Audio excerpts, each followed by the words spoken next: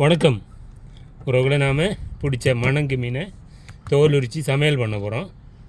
பாருங்கள், அவரை தோல் உரிக்குதோம். நாம் முதல்ல தலைப்பகுதியிலேருந்து நாம் கொஞ்சத்தை இலக்கி அதை வெட்டி மாற்றிடலாம். தோல் உரிக்கு எளிதாக இருக்கட்டும் தான். பாருங்கள்,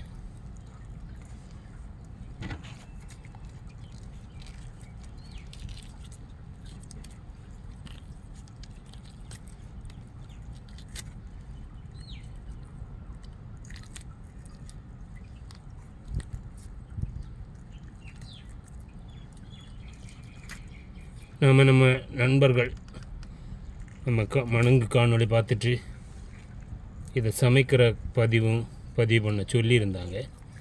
அதுக்காக தான் இந்த பதிவு. நாம் ஃபஸ்ட்டில் தோலை உரித்து அதை ரெடி பண்ணிடலாம். பருவர்களை அருமையாக அடிப்பக்கம் தோலை உரிச்சாச்சு, தண்ணியில் போட்டுடலாம், தேவையில்லை. அப்புறம் மேல் பக்க தோலையும் நாம் உரிச்சிடலாம்.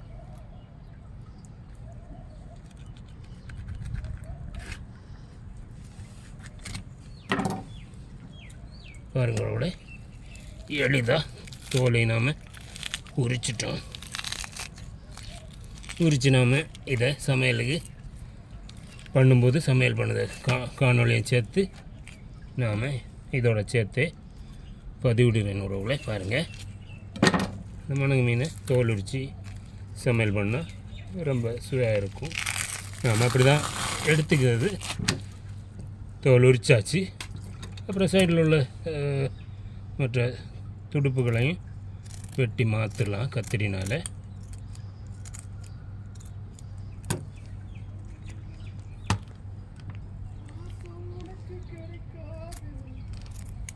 பாருங்கிறவங்கள நம்ம அருமையாக வெட்டிட்டோம். இவரை வெட்டி அதோட துடுப்புகளை வெட்டி மாற்றிட்டு நாம் சமையலுக்கு ஏற்ற மாதிரி குடலை மாற்றிட்டு நாம் இவரை பயன்படுத்த வேண்டியதான்.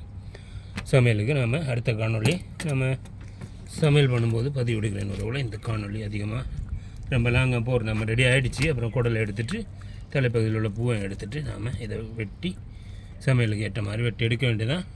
பாருங்க உறவுகளை, அருமையாக நாம் உரிச்சிட்டோம். மணங்கு மீன் ரொம்ப சுவையான மீன். ஓகே உறவுகளை, பாய்.